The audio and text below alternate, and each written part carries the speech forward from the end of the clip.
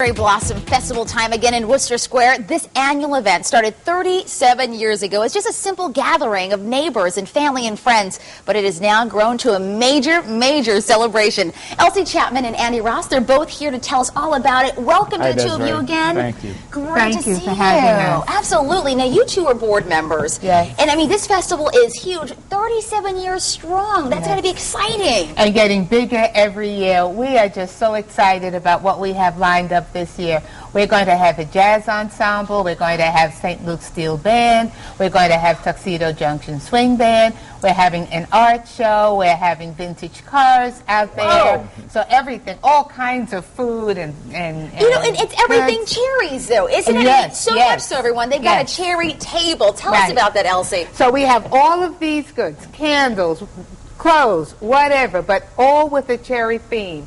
And all of this will be available for sale. Plus, we have a food table in addition to Andy's wonderful cherry pies. See, Andy, you're getting a little shout out here. We're also going to have all kinds of baked goods, all kinds of cherry goods. So it's just everything cherry.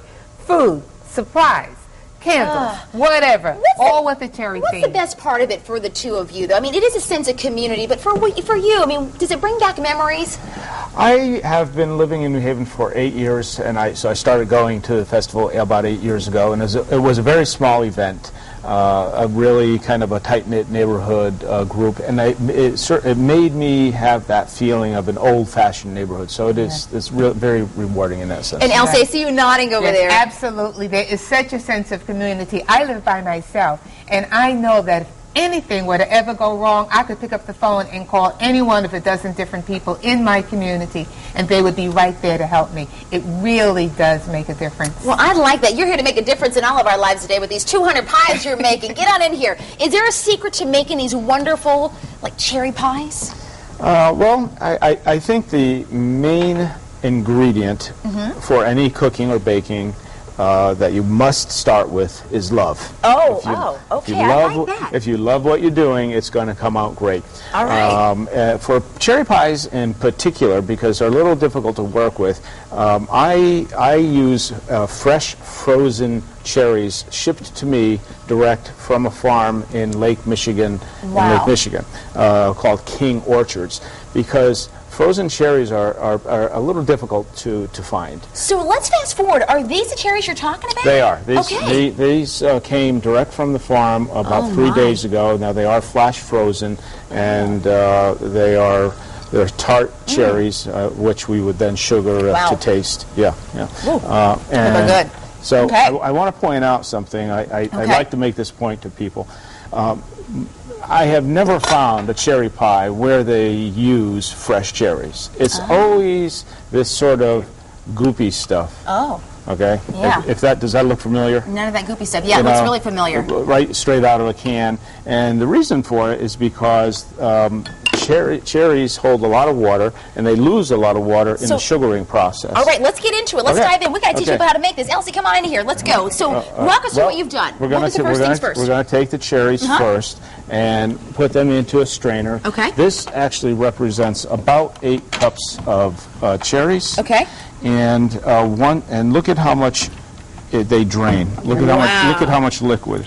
So you have to drain them. That's about 2.5 cups of liquid. Whoa. So it reduces this down to about 6 cups. So we have to drain it. You have to drain it. Once you sugar it, then you drain it. All right. Now let's fast forward a little bit. What will we do next? What's the next step? Well, I have a graham cracker crust bottom for my pies. Perfect. So we're going to take one of these. Okay. We're going to take one of these. Okay. And spray a little Pam. I like butter-flavored Pam. I do too. Now, while you're doing that, can Elsie and I put the graham in here? What are we using here? You can put 2 cups in there. There you go, Elsie. There we go. We're going to do a little teamwork up in the Connecticut South Kitchen. All right. Oops. Perfect. Slipped on that. Okay, 2 cups of that. And then what do we do? The purpose for this is because I simply take the graham and I dust the tin. Okay. So it gets all around there. Okay. Perfect. But then we take the graham cracker. Yep. And we take melted butter. How much? 1 stick. Okay. To 2 cups. To 2 cups of graham cracker. Gotcha. All right, pour that in there. All right, perfect. And we just take our fork. Okay, there you Right. go. And And then we're just going to whisk that mix around. that around. All right. And you get this. Now, some recipes call out for sugar in this, but I eliminate the sugar because I think there's enough sugar in the filling to begin with. So let's fast forward a little bit, just for the sake of television. Yep. What would we do with that We're now? going to take this now. Okay. Take Oh, the and then you spoon. scoop it and dump it in there. Yeah, See, Elsie, I can make this.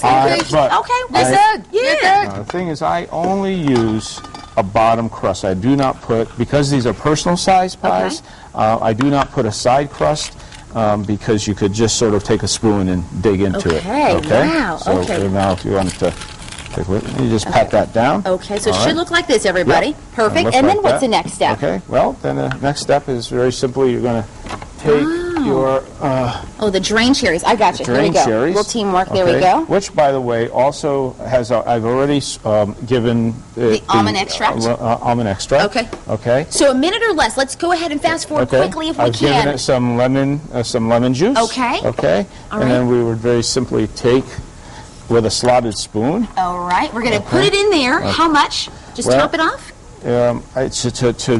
To top it Okay. off, not too high. Okay. And then, Elsie, you're going to put the top on there. We want to let people know where they Yep. can come out and see your event while you do that Yep. because we're against the clock. So quickly top Okay. that off. In the meantime, everybody, it is the historic Worcester Square Cherry Blossom Festival happening right here in New Haven, April 18th, 1 to 5 p.m. The rain date, April 22nd, but I think we're going to be in A-OK shape. All right, really quickly brush that. I'm going to bring the finished ones out of the oven, and this is what it looks like, everyone. All right, here we go. All right, there we are. Woo, Angie and Elsie, thank you all so very much for being here. Can I make one more point? Really quickly, because we've got 10 seconds. One final point is Okay. that I use a mixture of extra virgin light olive oil and sugar. No and that's egg. No egg. That's For what Dr. I brush. For Dr. Bell. That's what I brush the top with. It gives it a nice golden look. Okay, sounds good. Okay, Okay. recipe on our website, everybody. Thank you so very much for being here, you two.